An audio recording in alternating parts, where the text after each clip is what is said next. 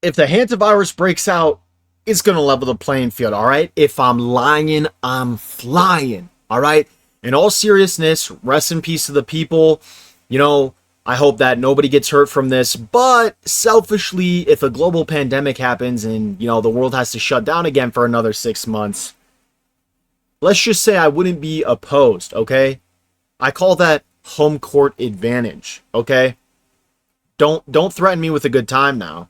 All right? They're like, "Oh, you're going to have to stay home for 6 months." I've been doing that the past 4 years of my life. What are you talking about, bruh? All right, but like on a serious note, of course I don't want it to happen cuz people are going to get hurt, but selfishly, right?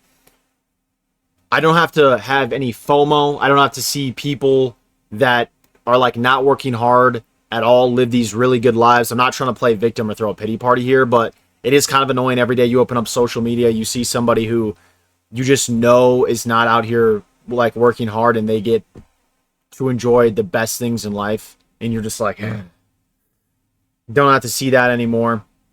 This really plays to my strengths. I'm going to be honest with you guys, and I feel like a lot of people might relate to this. Oh no, you're telling me that I'm going to be forced to stay home and just keep working on myself and, grow in the things that I'm working on right now. You're telling me that as a social media content creator, that everybody being home and just consuming media would be bad for me. You know what I mean? But yeah, like, I don't know. It's like even you, the viewer, if you're not a content creator, right? Guess what? You can start reading, you can start focusing on yourself and developing spiritually, emotionally, mentally, like just figuring out who you are. This is the biggest issue that people face our age, is that all they do is like sort of morph into the crowd or like other people that they're around, and they never have a chance to really know what they like because they're not spending any time in isolation. If we get more people in isolation, I don't understand how that would be a negative from that aspect. Of course, the whole thing together, yes, of course it's a net negative. But when COVID came around, I was a sophomore in high school, all right? And this is exactly what I did. I'll tell you guys what I did, right? I had lost all my friends the year prior, and I had like nothing going for me. And what I ended up doing was I lived in Chicago, which is in Illinois, and Illinois passed this law. I don't know if this was like a federal law, but your grade couldn't go below what it was before the pandemic happened, right? So all of my grades were A's, so I didn't have to do anything. And so what I did is I pulled my desk up right next to my bed and had my monitor there with my PlayStation hooked up, and I would either play video games or watch a TV show, and I would just do that every single day. And I would read, and it like, I'm not even gonna lie to you guys, it was a blast. It was an amazing time.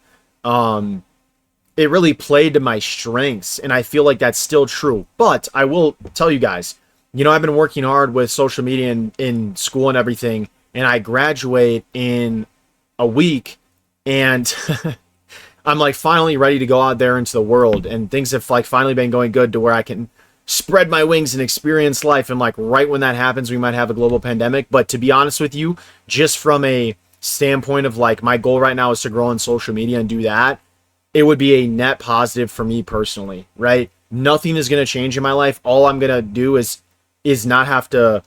I don't really have that much FOMO, to be honest with you, because it's not really desirable for me to go out and do things with the crowd. But it would be like, selfishly, it's like, it just feels good that other people have to experience what I've experienced, And so I feel like a lot of people are going to relate to this. And listen, the last time the pandemic rolled around, I was working multiple jobs, just like most of you guys. I was an essential worker because I was a package handler at a warehouse. And so I still had to do that job. And then I also worked at fast food, but that got shut down for, I don't even really know what like the amount of time it was, but like initially when the pandemic hit, everything was fully shut down, right? And then like, I don't know how many months in, it was like, okay, we're going to open up fast food and stuff like that. So then I started doing that, but it's just kind of like a relief because you're like, I don't have to worry about this. Now, granted, was I privileged because I lived with my parents at the time? I think I was like 15, 16 or something. Yeah, no, I would have been 16 because I was working, but yeah, it's like, dude, absolutely, I was privileged, and so I understand that not everyone's like that, but it's like things have to they have to by nature work themselves out. So if another pandemic hit, it wouldn't it like if you really dial in and lock in, it's not going to be the end of the world for you. I'm not trying to act unsympathetic or like, other people have it a lot worse than me, but this is going to be a great opportunity for a lot of people if you can be pretty much have an excuse. And what I say by have an excuse, it's like people need to reset, but you feel guilty if you do reset because you're like, oh, everyone's just relentlessly pushing forward in life. Things are going good in life because of X, Y, and Z, right? And if you are the guy that's like, well, I'm going to take 6 months and just decompress and like readjust and, let my nervous system heal, etc., then you kind of like, you feel ashamed for that. And because of it, you don't do it. But if the government is forcing you to do it, then this is a great chance for so many people to actually reset and yeah, focus on yourself. But all in all, it's like, dude, like selfishly, it's just going to play to our strengths. I feel like it really will level the playing field. The future is, if you think the world is digital right now, just wait. I'm telling you, 5 years, it's going to be a completely different ball game. 10 years, it's going to be an even different reality where everything is just going to be online. And so I think if we see another pandemic, people are going to like see that shift heavily where, okay, now people are really like, if you thought people are consuming a lot before, now they're going to be consuming a lot more.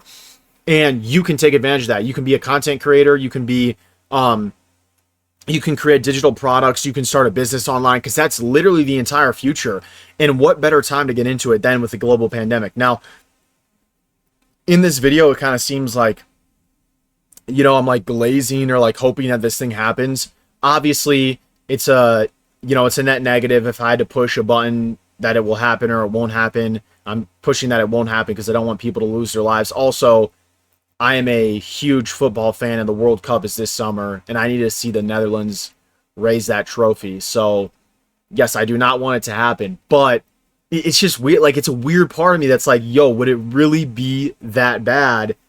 And on a personal, selfish level, the answer to that question is no.